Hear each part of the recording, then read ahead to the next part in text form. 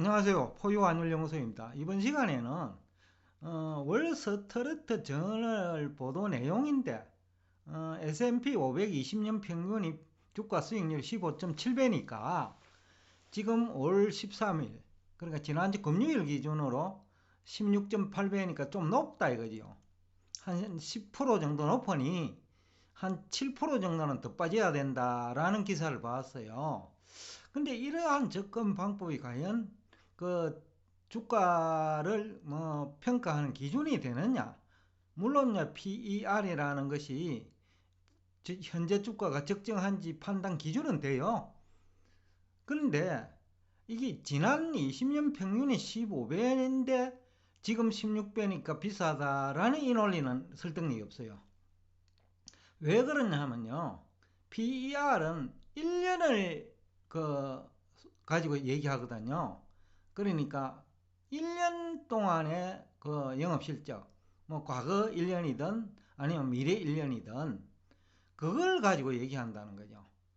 근데 이제 주가를 결정하는 원리는 영업실적도 하나 요소이기는 하지만은 지금까지 그 지난 수십 년간, 그러니까 대부분의 기업이 오래됐잖아요. 10년 이상, 20년 동안 영업이익이 유보되어 있다는 거죠. 100% 배당을 하면 모르지만은 일부 배당을 하고 유보를 시킨다면 유보이익도 그 하나의 적정 주가를 산출하는데 기준이 되어야 되거든요. 그러니까 유보이익도 반영해야 된다는 거죠. 그러면 20년 평균이 15.7배라면 지금은 16배 돼도 괜찮다라는 얘기예요. 그게 포유환율연구소와 일반 투자자들의 차이점인데, 그런데 이제 여기가 문제가 있다 하면 그거죠. 그 월스트리트 보도 내용이 향후 12개월 영업실적이다 했어요. 그런데 이제 정권 전문가들이 향후 12개월 영업실적에 후가시를 넣을 수가 있어요. 쉽게 말하면 과장할 수 있다는 거죠. 그렇다 하면 이제는 좀 더 빠질 수가 있어요. 왜냐하면 영업실적이 부풀려져가 있으니까. 근데 영업실적이 제대로 산출이 되고 16.8배 내지 16배라면 빠질 게 별로 없어요. 그리고 또 지난 1월 1일부터 올까지 그 빠진 종목을 보면 영업실적 대비 주가가 지나치게 높은 거예요. 테슬라도 지금도 170배, 150배니까. 그런데 시장 평균은 20배 내지는 16.8배는 요즘 이제 주가가 내려가지고 나스닥도 좀 많이 이제 낮아졌을 거예요. 근데 시장 평균과 비교할 때 이제 테슬라가 너무 높다라는 거죠. 주가 수익률. 그래서 빠지는 거예요. 엔비디아도 지난해 100배를 넘었죠. 근데 요 근래 이제 주가 많이 빠져가지고 한 60% 빠졌죠. 고점 대비. 그러니까 이제 엔비디아도 이제는 이제 한 4, 50배까지 내려와가 있는데, 그러니까 그런 주식들이 빠진 것인지 그 PR이 15.7배보다 높다고 해서 빠진 건 아니라는 거죠.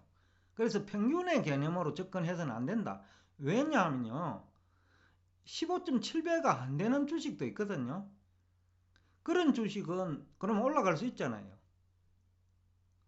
그러니까 평균의 개념이 이제 전반적으로 그렇다라는 얘기기는 하지만 영업 실적이 고평가되어 있다면 16.8배가 아니고 실질적으로는 20배, 30배라는 얘기겠죠.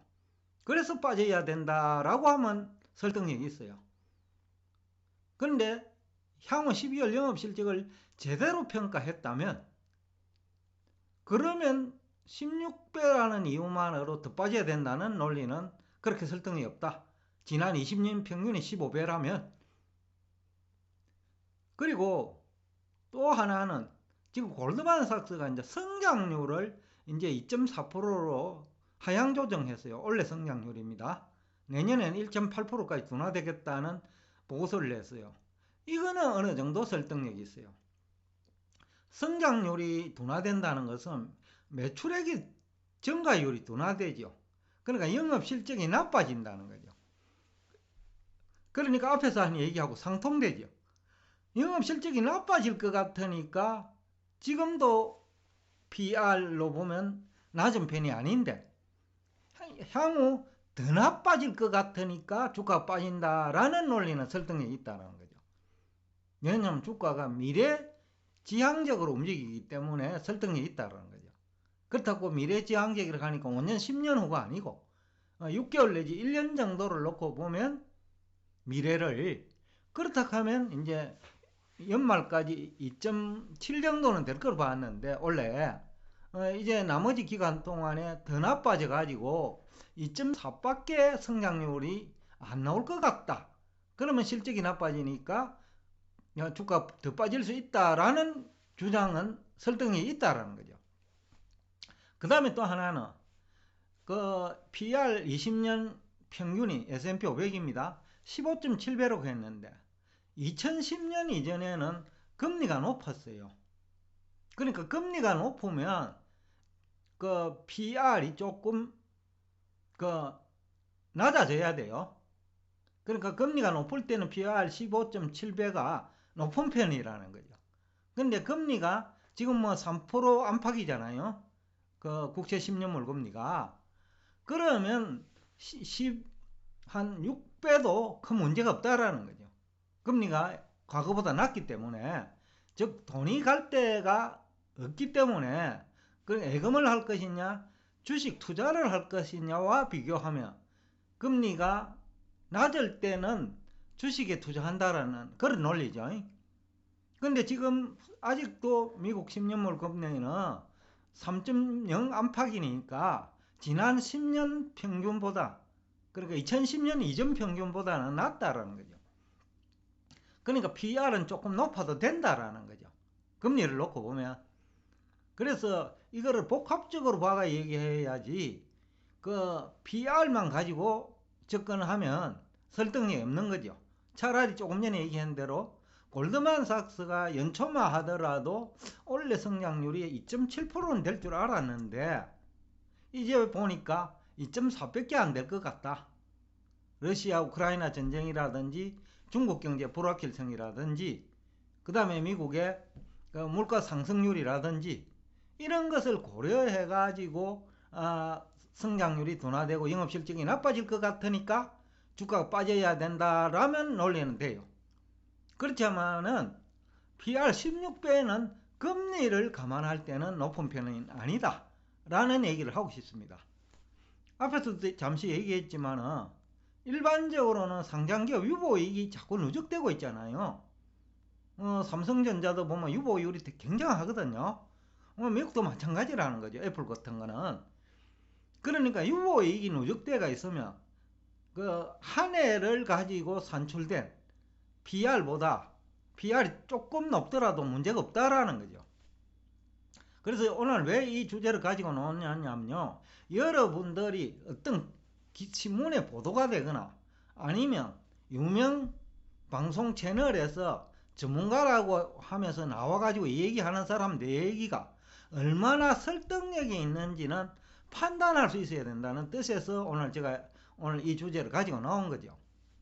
그러니까 1년 PR만 가지고 보면 안 되고 과거 평균이 15배였으니까 금리도 생각하지 아니하고 유보이익도 생각하지 아니하고 지금 16배는 비싸다라는 접근 방법은 설득력이 약하다라는 얘기를 하고 있는 거예요. 참고로 이제 2020년에는 미국 상장기업 영업실적이 크게 개선됐잖아요. 그러니까 이제 유보이익도 많이 증가했을 거예요. 그러면 현재 이제 낮은 금리 수준이니까 아직도 지난 20년 동안 평균을 놓고 보면 아직도 낮은 금리 수준이라는 거죠. 최근래에 높아진 금리 수준이 문제지요. 그런데 금리만 놓고 보면 아직까지는 PR 16배만 가지고 고평가됐다는 논리는 설득력이 없어요. 골드만삭스처럼 성장률이 둔화될 것 같으니까, 결국 매출액 증가율이 둔화되면 영업실적이 나빠질 것 같으니까, 그래서 지금 주가는 좀 높다, 더 빠질 수 있다 라는 얘기는 가능하죠. 그 얘기는 역설적으로 지금 PR 16배에서 투자할 만한 주식도 적지 않다라는 얘기도 되죠. 영업실적이 수반되는 주식이 있기 때문에요. 그래서 지금 오늘 한 얘기를 요약 정리하면 PR만 가지고, 그러니까 1년치 영업실적만 가지고 또 미래 12개월을 어떻게 평가했는지에 대한 검토 없이 그냥 그 사람들 얘기만 믿고 투자하기에는 위험하다. 아니면 투자 기회를 놓칠 수 있다. 양쪽 다 되지요. 왜냐면 기업별로는 그 전문가들이 산출한 그 영업실적보다는 더 낮을 수도 있고 더 높을 수도 있거든요. 더군다나 물가 수혜자가 있기 때문에 그런 측면에서 우리가 접근을 해봐야 된다 라는 얘기를 하면서 오늘 이 얘기를 여러분과 여기서 끝내겠습니다.